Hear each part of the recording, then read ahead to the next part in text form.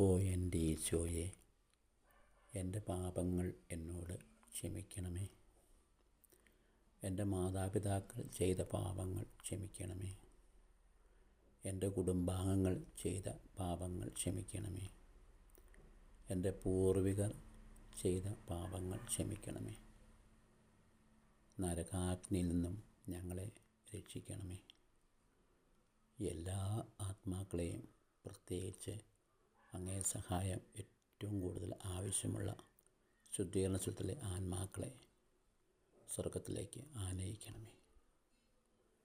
പരിശുദ്ധ അമ്മേ, ഞങ്ങൾക്ക് വേണ്ടി പ്രാർത്ഥിക്കണമേ.